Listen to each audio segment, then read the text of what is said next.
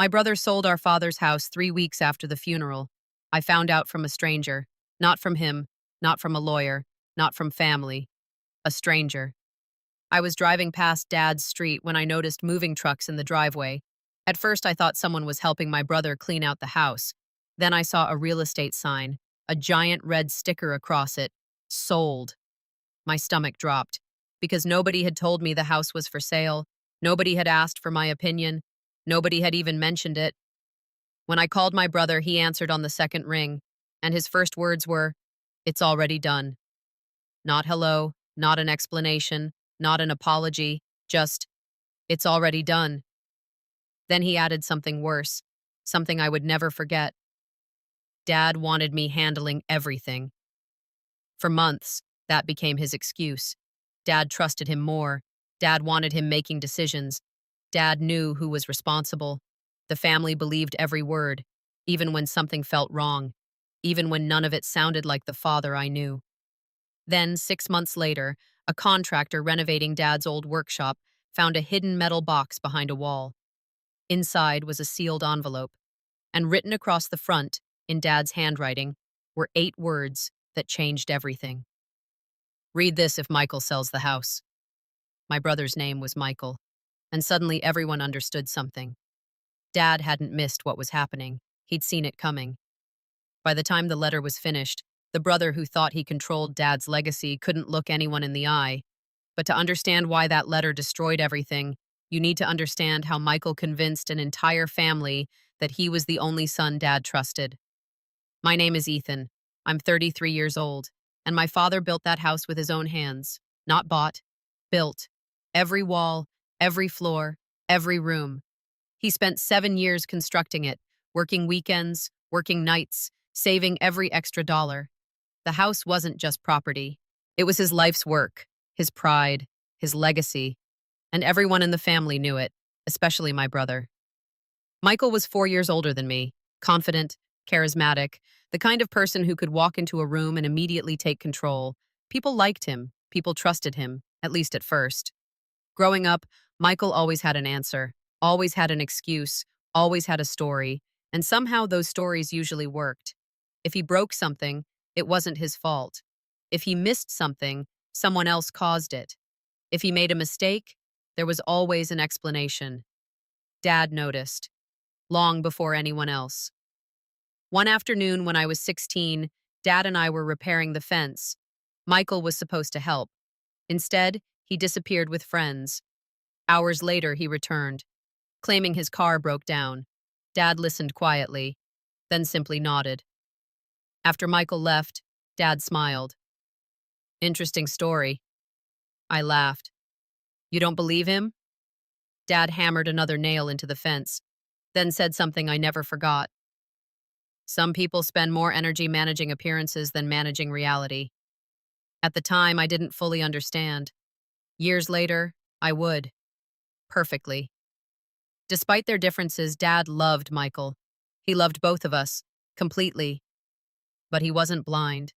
He saw things, patterns, choices, behaviors, things other people ignored. As we got older, our lives moved in different directions. Michael chased opportunities, businesses, investments, shortcuts, big promises. Sometimes they worked, sometimes they failed spectacularly. Meanwhile, I became an electrician. Steady job, steady life. Nothing glamorous, nothing exciting, just stable. Dad respected that, not because he preferred me, because he valued consistency, something Michael never understood. Then Dad got sick, and suddenly none of the old arguments mattered. The diagnosis came quickly, far too quickly. 1 month he was working in the garden, the next he was sitting in hospitals, talking to specialists, talking about treatments, talking about time, the kind of conversations nobody wants, the kind that change everything. Michael immediately stepped forward, at least publicly. He organized family meetings, updated relatives, spoke with doctors, made himself visible, very visible. Everyone praised him, everyone talked about his dedication, and Michael made sure they noticed it. Meanwhile, I spent evenings with Dad, quiet evenings, watching old movies, fixing things around the house, listening to stories I'd heard 100 times. and somehow never got tired of. Dad never asked for much, just company, just conversation, just time. One night, about 4 months before he died, we sat together in his workshop, the place he loved most. Tools hanging neatly on the walls, wood shavings on the floor, half-finished projects everywhere. Dad looked around the room, then smiled. People think houses are built from wood. I laughed. What are they built from then? He looked at me and said, time. The answer surprised me. Dad continued, every room represents time. Every wall, every nail, every memory. We sat quietly for a moment. Then he added something strange, something that wouldn't make sense until much later. Be careful who you trust with your memories. I frowned. What does that mean? Dad smiled, the same smile he always used when he wasn't ready to explain something. Then he changed the subject. I didn't push. I wish I had. Because a few months later, Dad was gone. And the moment he died, Michael started acting like the house already belonged to him. Dad died on a Thursday. The funeral was 3 days later. And somehow, before the flowers had even begun to wilt, Michael was already making decisions. Big decisions. Permanent decisions. The kind that should have involved both sons. But somehow never did. At first, I told myself it was grief. People handle grief differently. Some people cry. Some people shut down. Some people stay busy. Michael stayed busy. Very busy. He organized paperwork, met with attorneys, handled phone calls, scheduled appointments. And every time I offered help, he said the same thing. I've got it handled. At first, it sounded helpful, responsible, generous. Then it started sounding familiar. Because Michael always liked controlling information.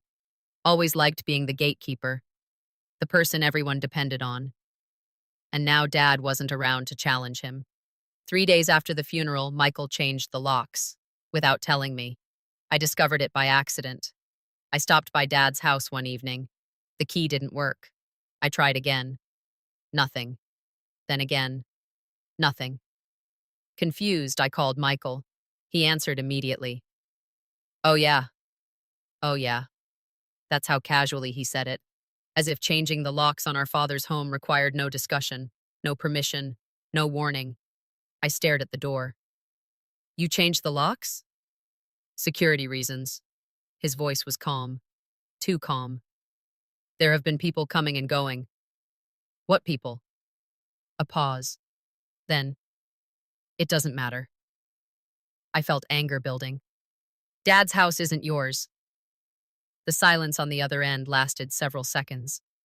Then Michael replied, somebody has to be in charge. The call ended shortly afterward. But the conversation stayed with me. Because something felt wrong. Very wrong. Dad had always insisted on transparency. Always. Nothing hidden. Nothing secret. Nothing manipulated. Yet suddenly everything seemed hidden. Everything seemed secret. Everything seemed controlled. 2 weeks later, family members started repeating strange things. Things supposedly coming from Michael. According to him, Dad wanted the house sold. According to him, Dad didn't want anyone living there. According to him, Dad specifically chose Michael to handle everything. The problem? Dad never said any of that, at least not to me. And I had spent hundreds of hours with him during his final year. The story didn't fit. Not at all. One afternoon, I mentioned it to Aunt Linda. She looked surprised. Michael said your father discussed it for months. I frowned. He never mentioned it once. She immediately looked uncomfortable, because suddenly she wasn't sure who to believe, and that uncertainty started spreading, slowly, quietly, through the family. Then came the real shock. 3 weeks after the funeral, I drove past Dad's street. Pure coincidence. I wasn't planning to stop, wasn't planning to visit, just passing through. Then I saw the sign, a real estate sign, standing in the front yard. My heart stopped. I slammed the brakes, pulled over, stared. And there it was, a giant red sticker. Sold. For several seconds, I couldn't process what I was seeing. Sold? How? When? Why? Nobody told me the house was listed. Nobody told me it was for sale. Nobody told me anything. I grabbed my phone and called Michael immediately. He answered on the second ring, as if he expected the call. I didn't even say hello. What did you do? Silence. Then, it's already done. Those 4 words instantly made me sick. It's Dad's house. Another pause. Then the excuse arrived. The same excuse he'd been using for weeks.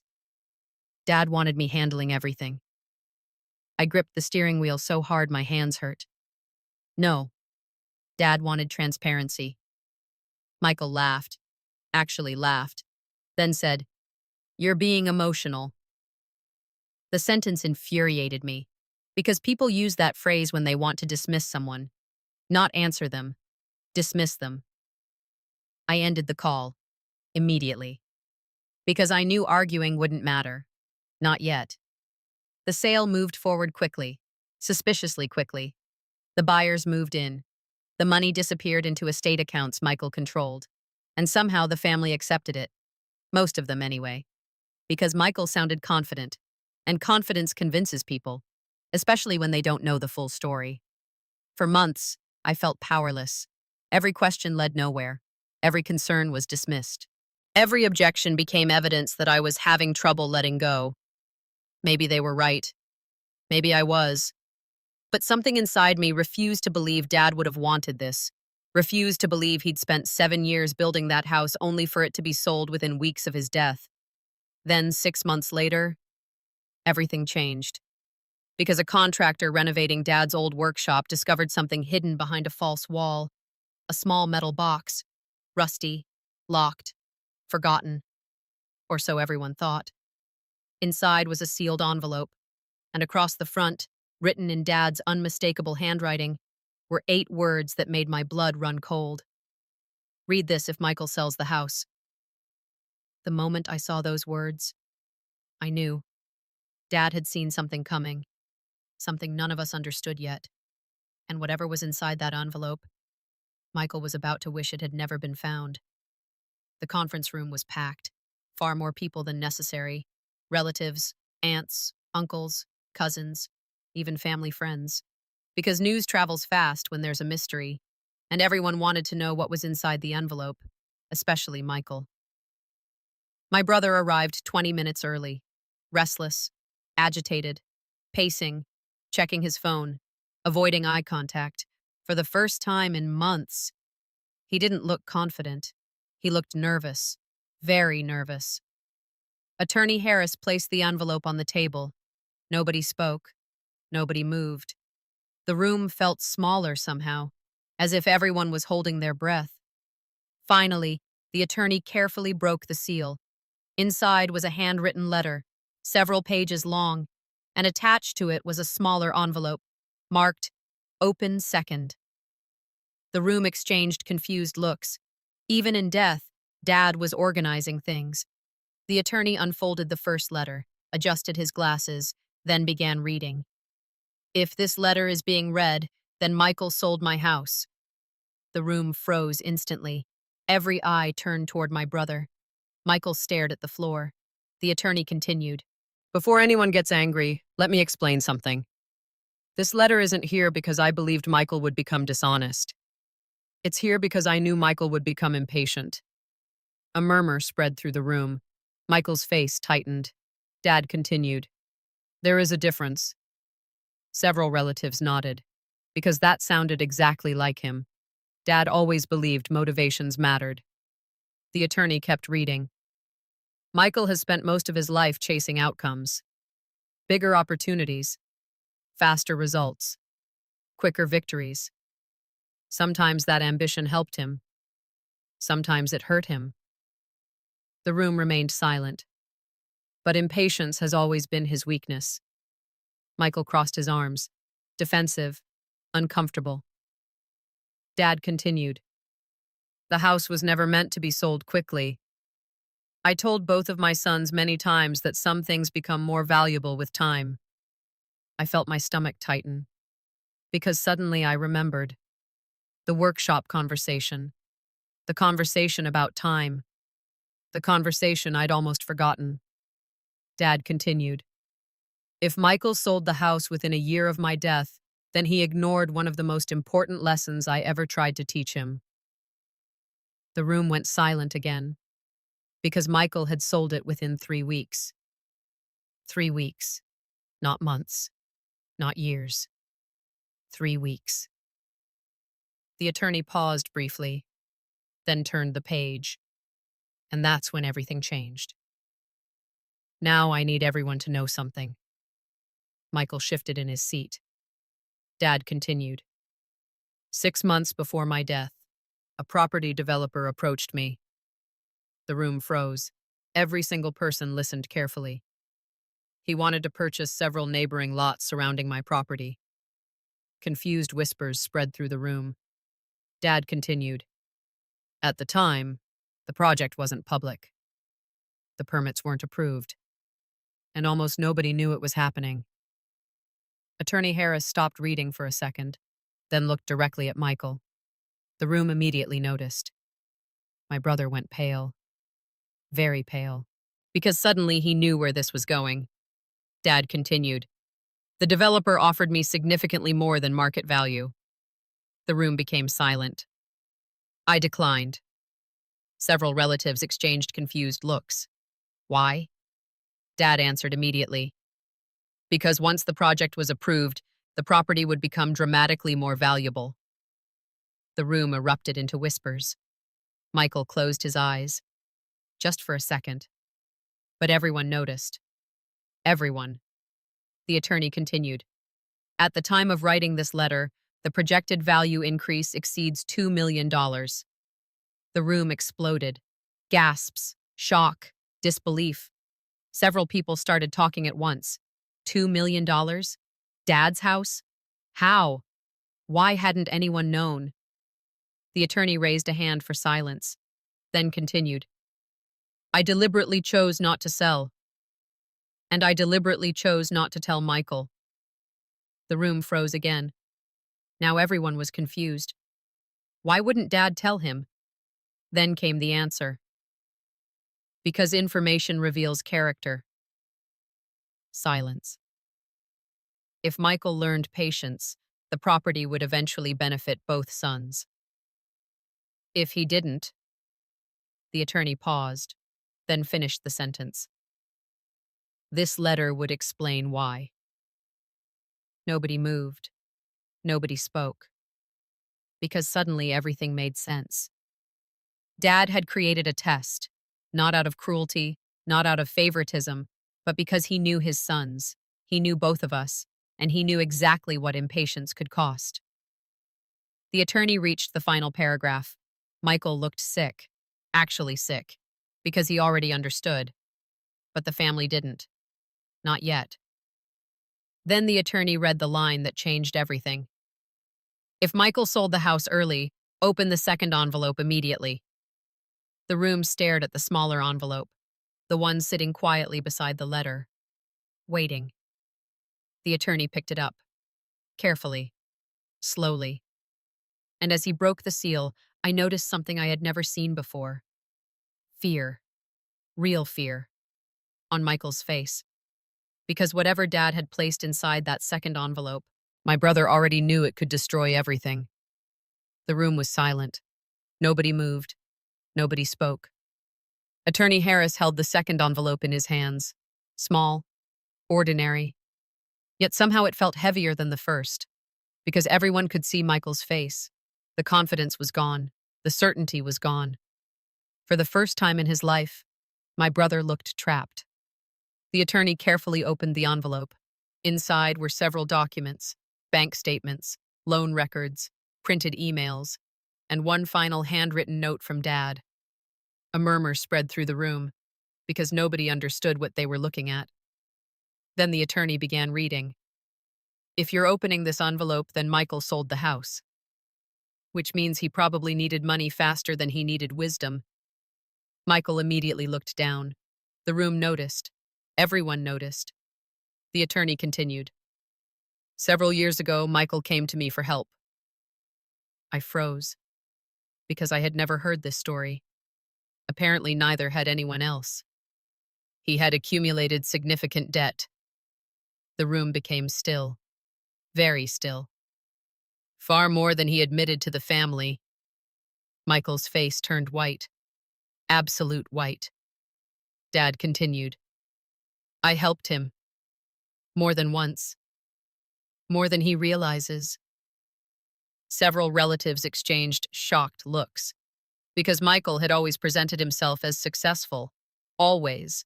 Successful businesses, successful investments, successful opportunities. Now that image was beginning to crack. Dad continued. Unfortunately, helping someone financially is easy. Teaching them patience is much harder. The attorney turned another page, then paused. Even he seemed surprised.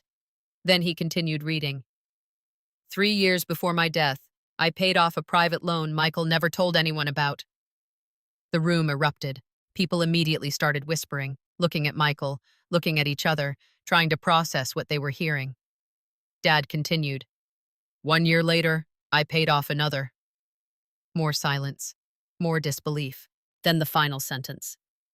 By my calculations, I rescued Michael from financial disaster 4 separate times. Nobody spoke, because nobody could. The room felt frozen. Michael sat motionless, unable to defend himself, unable to explain.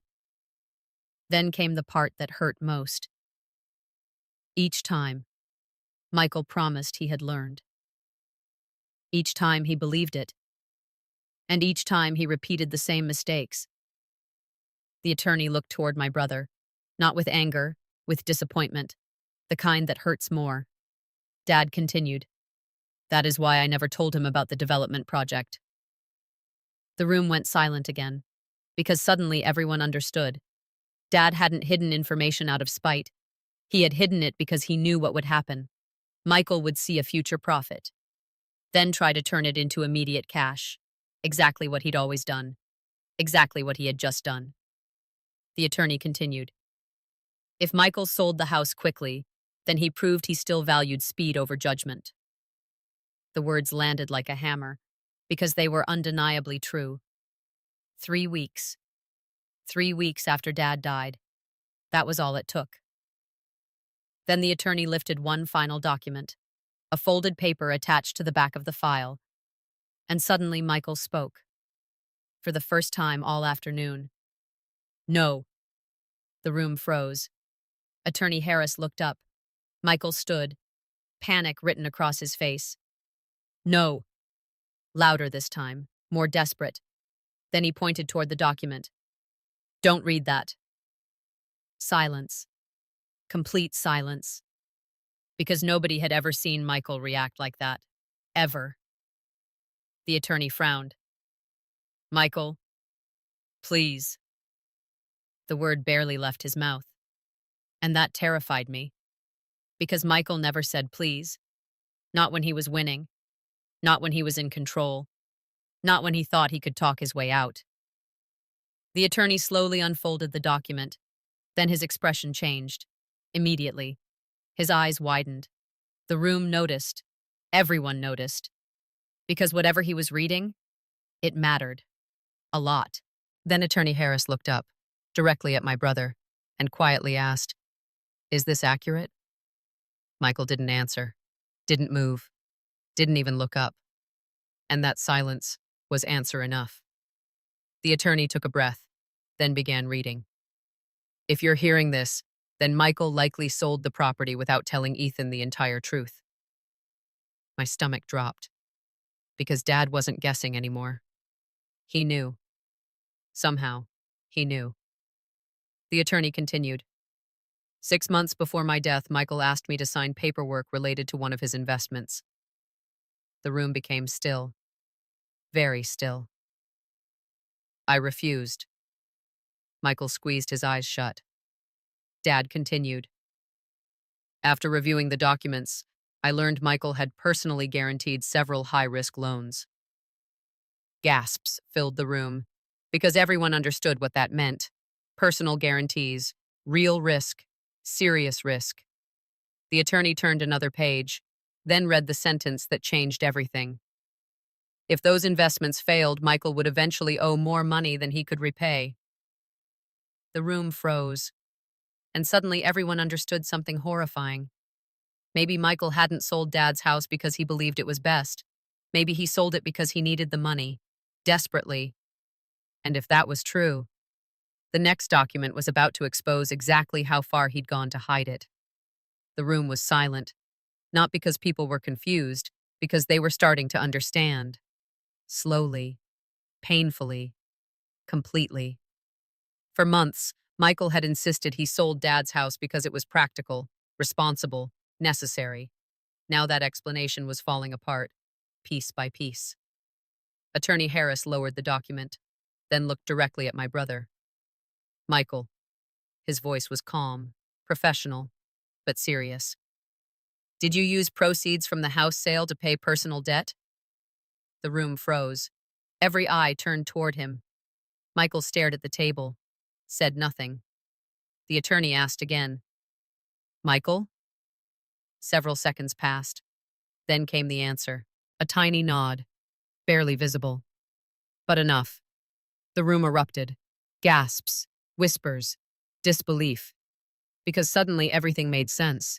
The urgency, the secrecy, the rushed sale, the pressure, the excuses. It all fit.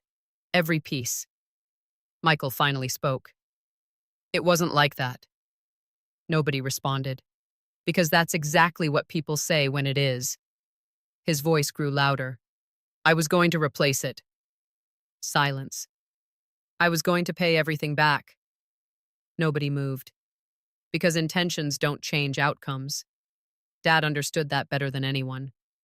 The attorney opened another page, then sighed, a long, disappointed sigh, before reading.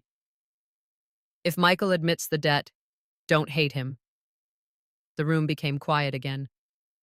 He inherited my optimism.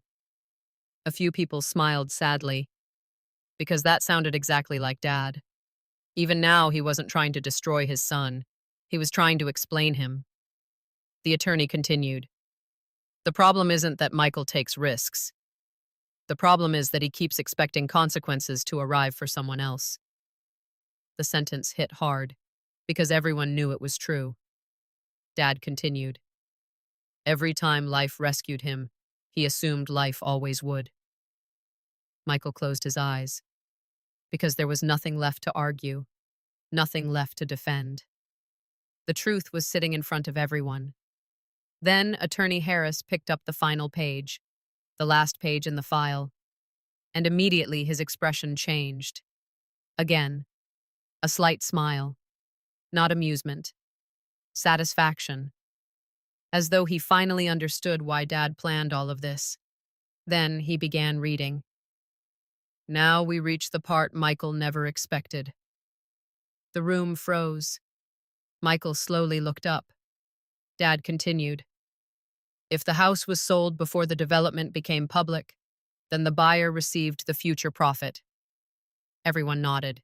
That part was obvious. The house was gone. The opportunity was gone. The money was gone. Then Dad added, but not all of it. The room became silent, confused, curious. Dad continued, because the land surrounding the property was never the most valuable asset. Attorney Harris smiled slightly. The family exchanged confused looks. Then came the surprise. The workshop was. Nobody understood. Not yet. Dad continued. 20 years ago, I purchased the adjoining workshop parcel separately. The room froze. Separately? What did that mean? The attorney pulled out another document, then held it up. Official property records. Signed, stamped, legal, real. Dad continued. The workshop was never included in the house deed. The room exploded. People immediately started talking, looking at documents, looking at Michael, looking at the attorney, because nobody knew. Nobody, not even me. Then came the number that changed everything. Current projected value, $2.7 million. Silence. Absolute silence. Michael looked like he couldn't breathe, because suddenly he realized what he'd done. The property developer didn't just want the house, he wanted the workshop land. The same land Michael unknowingly excluded from negotiations. The same land Dad legally kept separate. The same land Michael never bothered to verify. Because he was in a hurry. Always in a hurry. Then came the final shock. The attorney unfolded one last document. Dad's final property instruction, signed 6 months before his death. Legally binding. Irrefutable. Attorney Harris adjusted his glasses, then read the sentence aloud. Ownership of the workshop parcel transfers entirely to Ethan. The room froze. Nobody moved. Nobody spoke. Nobody even blinked. Because nobody expected it. Least of all me. Dad continued. Not as a reward. Not as punishment. As responsibility. Tears filled my eyes. Because Ethan understands the difference between value and price. The room disappeared. Everything disappeared. Because suddenly I remembered that conversation, the workshop, the tools, the memories, the lesson about time. Dad had been preparing me all along, and Michael finally understood something. The house had never been the inheritance, the workshop was, and in chasing quick money, he had sold the wrong thing. Then Attorney Harris lifted a final sealed letter, a letter addressed only to me, and according to Dad's instructions, it had to be read last. The room was silent. Nobody spoke. Nobody moved. Attorney Harris held the final envelope. My name was written across the front, just 2 words. For Ethan, Dad's handwriting, the same handwriting that signed birthday cards, the same handwriting that labeled tool drawers in the workshop, the same handwriting I thought I'd never see again. My hands trembled as I accepted it. For a moment, I couldn't open it. Because suddenly this wasn't about money. It wasn't about Michael. It wasn't about the house. It was about Dad. The attorney nodded. Take your time. The room waited. Quietly. Respectfully. Finally, I unfolded the letter. The first line immediately blurred through tears. Son. Just that one word. And suddenly I was 12 years old again, helping Dad carry lumber, listening to stories, learning lessons I didn't appreciate until years later. I took a breath, then continued reading. If you're reading this, then Michael sold the house. A few relatives shifted awkwardly. Dad continued. That means 2 things. First, he still has lessons to learn. Across the room, Michael lowered his head. Second, you probably feel disappointed in him. I glanced toward my brother. Dad knew me too well, because disappointed was exactly the word. Not angry, not hateful, disappointed. The letter continued. Don't confuse disappointment with permission to stop loving him. The room became silent again, because that sounded exactly like Dad, even after everything, even after the deception, even after the sale. He was still trying to keep his family together. Then came the paragraph that changed me. Michael spent his life chasing outcomes. You spent yours building foundations. I stopped reading for a second, because that sentence felt familiar. Then I remembered. The workshop, the house, the lesson about time. Dad continued. One approach creates quick victories. The other creates lasting ones. Tears rolled down my face. Never be jealous of someone reaching the finish line faster, especially when they're running in the wrong direction. Several relatives quietly smiled, because that was Dad. Always teaching, always explaining, always finding wisdom inside ordinary things. Then came the part nobody expected. Not even Michael. Your brother isn't your enemy. The room froze. His worst enemy has always been the man in the mirror. Michael immediately covered his face, shoulders shaking. For the first time all day, he cried. Not quietly, not politely, openly, like a man finally confronting years of mistakes. The room watched in silence, because nobody could deny it anymore. The lies, the debt, the shortcuts, the sale, all of it led here. Dad continued, "If Michael apologizes, listen. If he changes, support him. If he fails again, let him face the consequences. But never enjoy his suffering." The room became still, because forgiveness sounds simple until you're the one being asked to give it. Then came the final section, the section Dad saved for last. Now about the workshop. Everyone smiled through tears, even me. Dad knew exactly what everyone was waiting for. "People think I left you land." I didn't. Confused looks spread through the room. Dad continued, "I left you time." I froze, because suddenly I understood. The same lesson, the same message, the same truth. Time. The workshop represented decades of work, patience, consistency, effort, everything Dad valued most. Protect it, improve it, use it to build something better than I did. My vision blurred again. Then came Dad's final words, the last words he would ever speak to me. "The greatest inheritance isn't property. It's character. Everything else can be lost. That can't." The letter ended, and the room fell silent. A long silence, the kind people remember forever. Then something unexpected happened. Michael stood, slowly, carefully, as if carrying a weight that had finally become too heavy. He walked across the room. Every eye followed him. When he reached me, his voice cracked. "I sold it because I was scared." Nobody spoke. "I thought if people knew how bad things were—" He couldn't finish. Tears took over. For years, Michael had tried to appear successful, strong, in control. Now the mask was gone. Completely gone. I kept thinking one more deal would fix everything. Silence. Then one more. Another tear. And then another. The room understood. Not because they approved, because they finally understood. Fear had been driving him for years. Fear disguised as confidence. Fear disguised as ambition. Fear disguised as success. Finally, he looked directly at me and whispered, "I'm sorry." A real apology. Not an excuse, not a justification. An apology. The first one I'd ever heard from him.